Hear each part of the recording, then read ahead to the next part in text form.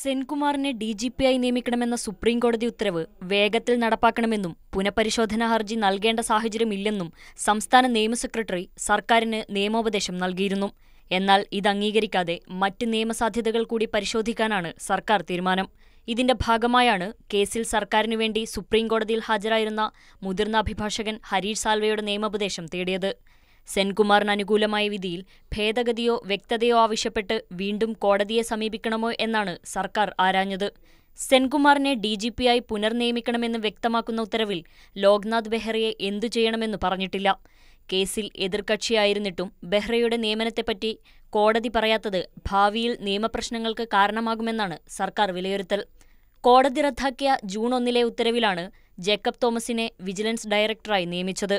അതേ ഉത്തരവിലാണ് ശങ്കർ റെഡ്ഡിയെ ഡയറക്ടർ ചുമതലയിൽ നിന്നും മാറ്റിയതും. ഉത്തരവ് ബെഹ്റയ്ക്കും സെൻകുമാറിനും മാത്രമാണ് ബാധകമെന്ന് സുപ്രീംകോടതി വിധിയിൽ വ്യക്തമാക്കിയിട്ടില്ലെന്നാണ് സർക്കാർ വാദം. നിയമവശം പരിശോധിച്ച ശേഷം മാത്രമേ കാര്യത്തിൽ തീരുമാനമെടുക്കൂ എന്ന് കോടിയേരി ബാലകൃഷ്ണൻ പറഞ്ഞു. സുപ്രീംകോടതി വിധി പരിശോധിച്ച് ഗവൺമെന്റ് നിയമപരമായിട്ടുള്ള നിലപാടുകൾ സ്വീകരിക്കും. വിധിയിൽ വ്യക്തത വരുത്താൻ എന്ന പേരിൽ നിയമനം വൈകിപ്പിക്കാനാണ് സർക്കാർ ശ്രമം. News desk, Mathrubhumi news.